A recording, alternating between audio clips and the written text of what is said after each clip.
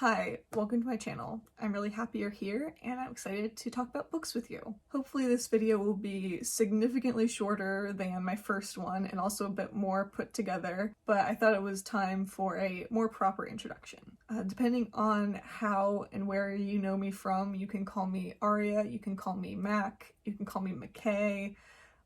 That all basically sums up the AM in my username, AM Mikesel. A little bit about me, I graduated this past year with a degree in creative writing, so I like to write because I like to read, and I like to read because I like to write, and similarly, my reading habits kind of reflect my writing habits, and my writing habits reflect my reading habits.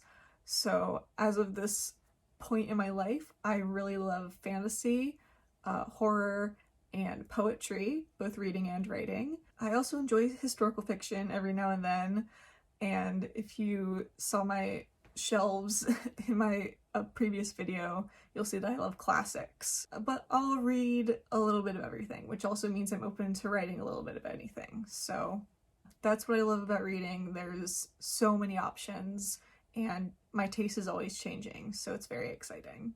I've been reading since I was very, very young, but I kind of fell off of it in high school and the first few years of college just because I was too busy with, school and extracurriculars and all that stuff. But after getting into watching some booktube channels and joining Goodreads and Storygraph and doing the annual challenges, I've started to fall back in love with reading, and that's very exciting for me. I am super, super happy that it's happening, and now I'm ready to contribute to booktube myself. I thought I could introduce you to my top 11 favorite books of all time, just so you can kind of get a sense of what I like. So I'll try to go through this quickly because I could easily get bogged down in talking about why I love these books so much, but I'm gonna keep it short, I promise. I'm gonna go through these chronologically in order of how I read them as best as I can remember. So let's get started. I do want to talk briefly about my favorite childhood books, just so you can kind of get a sense of who I was as a kid.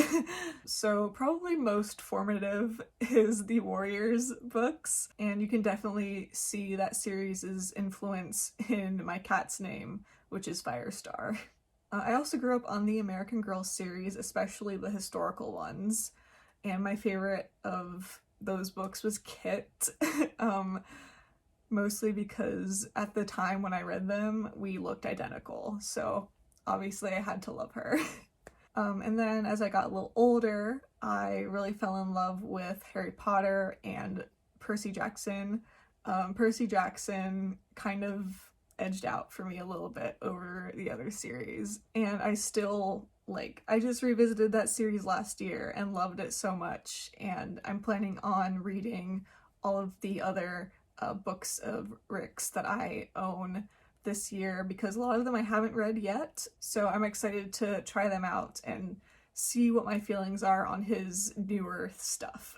So with that out of the way, let's get to my little stack here. So to start with, we have Carry On by Rainbow Rowell. So like I said, with Harry Potter, this was like if Harry Potter had vampires, which is a bonus, and was gay, which is another bonus. So yeah, the first time I read this book, it just shook me to my core, and I've loved it ever since. I haven't reread it in a really long time. A lot of these I have only read maybe once, or it's been a long time since I've read them. But Carry On still has a very special place in my heart, despite my feelings on the other two in this series. I still kind of consider this a standalone, if I'm being honest. But I love it a lot, and I think I read this when I was about 16. My next book, if you know me at all, you know this is coming. The Picture Dorian Gray by Oscar Wilde. This is one of my 41 editions of this book.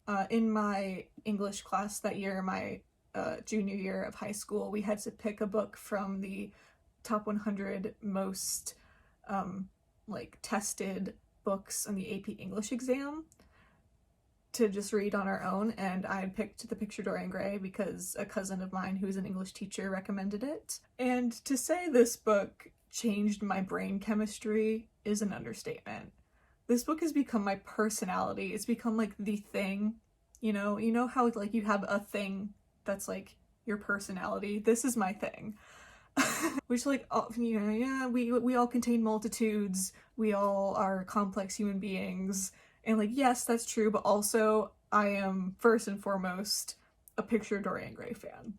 That's who I am as a person. So this is still my absolute favorite book of all time. I don't want to know what would happen if that ever changed. I would be scared if I ever found a book that tops this one in my heart and in my mind. Like, genuinely. Next on the list, one that I read before it was super popular, which, I mean, I don't even know how much that's true, but before it got super popular on TikTok, because it was before TikTok was a thing. But we have The Song of Achilles by Madeline Miller. I think I also read this when I was about 17 years old-ish, and I mean, I cried. It made me cry for, I think, about an hour after I finished it, and I'm not like a super emotional person. This just, it hit me. It hit me right here and ripped out my heart and scattered it across the fields and whatnot. And yes, I know at this point it's kind of like, oh, okay, The Song of Achilles, that's like, everyone's read it, everyone either loves it or hates it, but I still love it. I don't care how popular it is. If it made me cry, then I'm gonna like it, like, not gonna lie. Okay, next on the list we have Pride and Prejudice by Jane Austen. Again, I read this for a class. It was like summer reading before my 12th grade AP English course, and I just fell in love with it, like, instantly. I thought it was so funny, and I remember just like giggling and kicking my feet and like getting all fluttery whenever, Lizzie and Mr. Darcy were having their back and forths and whatnot. So yes, and I just reread this a couple years ago and I still really love it a lot. Okay, next we have this edition that has Frankenstein, Dracula, and Jekyll and Hyde in it, but I'm talking about Dracula. I don't know why I don't have a like standalone copy of Dracula. I think it's one of those situations where I forget that I don't, so I never think to buy one. But yeah, we're talking about Dracula here. Dracula was the first classic that I read just for myself, for fun.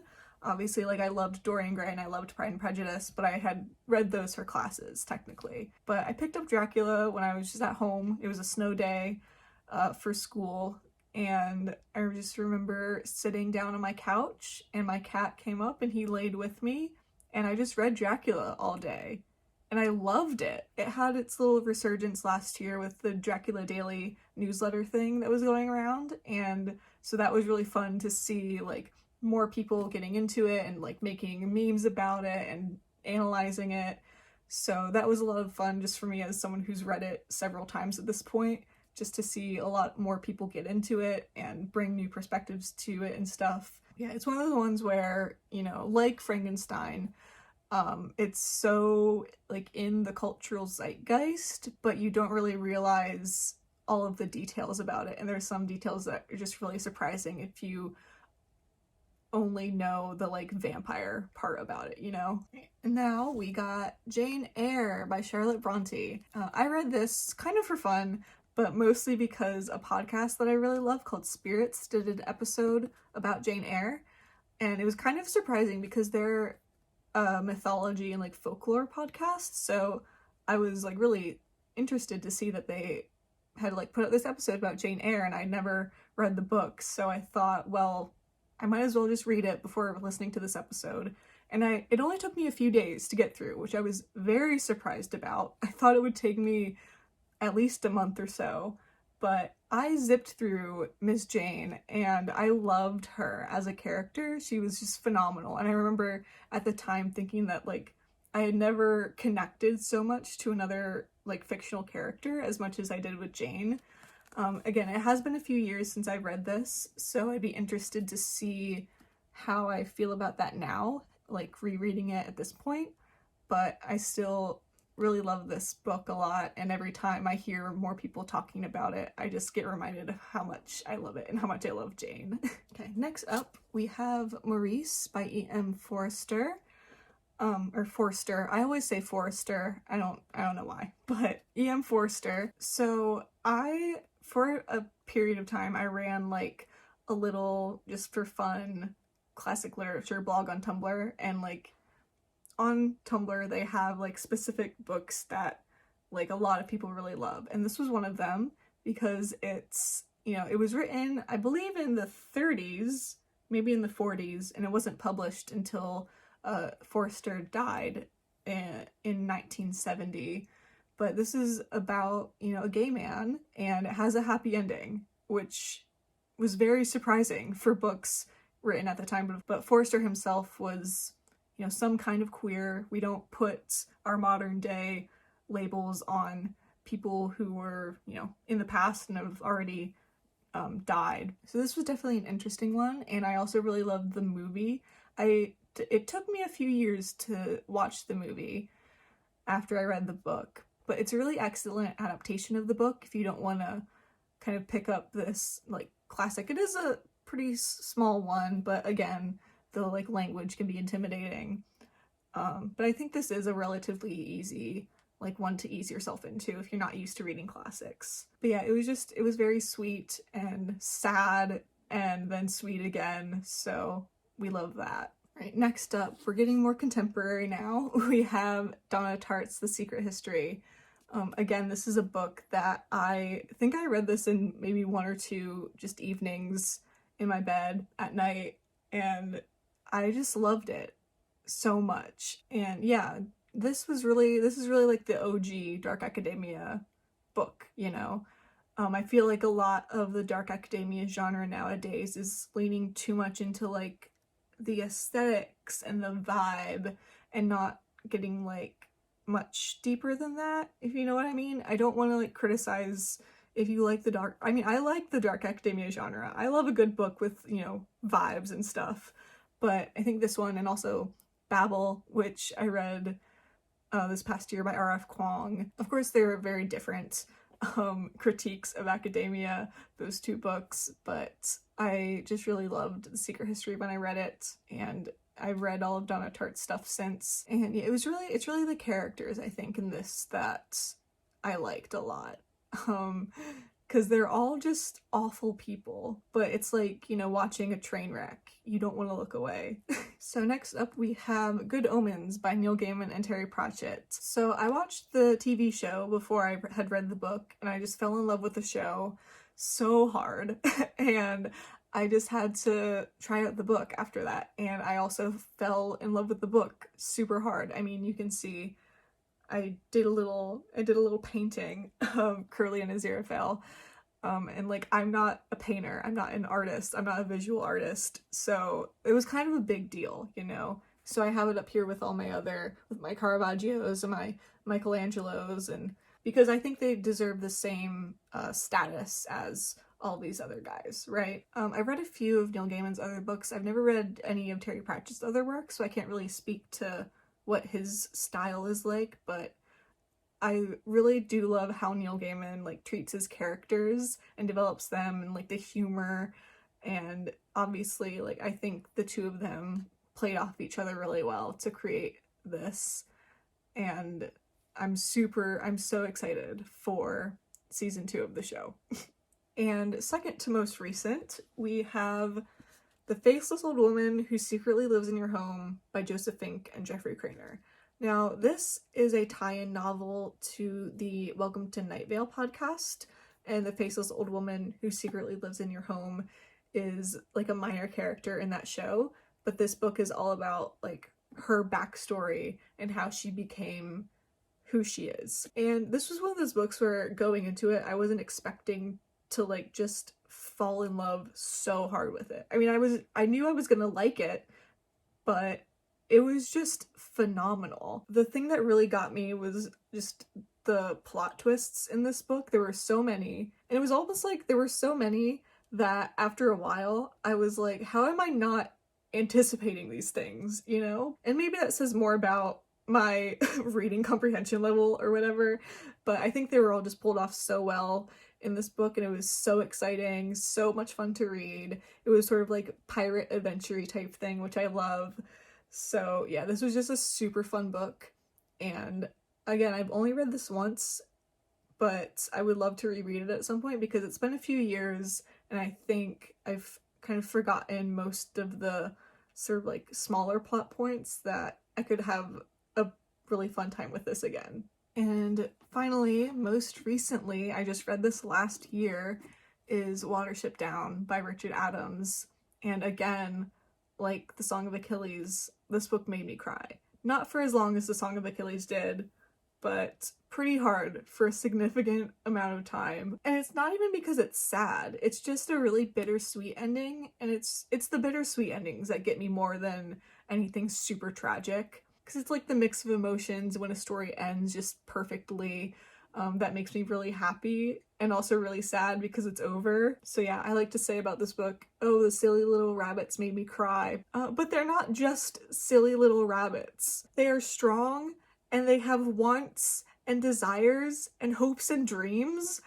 And so yeah, another thing about me, I love folklore, I love mythology, all that kind of stuff. So the use of like the rabbits' folk tales with Eyre in this, and how those like paralleled what was happening in the actual story, I thought it was so cool. And obviously it's like written kind of for a younger audience, so it's not like hard to make those connections, but I still really enjoyed them. Yeah, it's just, I loved this book. It was so wonderful, and I'm so glad I read it. Now, what can you expect from this channel? First and foremost, irregular uploads. This channel is just for me to have a place to talk about books and to be something fun. I don't want it to get too like stressful trying to keep up with, oh, like a weekly thing or bi-weekly or whatever. I at least want to do monthly wrap-ups. That'll be a goal of mine, provided I have enough to say about the books I've read in a month. So since we're approaching the end of January, one of those will be coming soon. Keep an eye out. And some other like typical, you know, booktube stuff like reading vlogs, book hauls if I go on a book buying spree, which is, you know, likely, and maybe more like in-depth reviews about books if I really feel the urge to make one of those after reading something. You can definitely expect to see at least a 2-part reading vlog of my Rick Riordan books. So that would be Kane Chronicles, The Heroes of Olympus, which would be mostly rereads, and then the Magnus Chase series and The Trials of Apollo, and maybe Daughter of the Deep if I can get my hands on a copy of that. Those would be all new reads for me. But since we have The Sun and the Star and Percy Jackson and The Chalice of the Gods coming out this year, and the TV shows in production, this is a great time for people like me who are fans of Rick Riordan. And so I'm just super excited for all that to develop. I have some other plans for like reading vlogs or recommendation type videos, but we'll see what I end up doing actually. I'm not putting any promises out there because who knows what's gonna actually happen, you know? But that's the video. So thank you for watching. Please subscribe if you're interested in seeing more from me. Ring that bell, because you know, you're never gonna know when I'm gonna post. Not even I know when I'm gonna post. Comment down below what some of your favorite books are and what your reading plans are for this year, if you have any. And you can find me on Goodreads at @ammikesel. I will have that linked below as well. All right, thanks for watching. See you next time.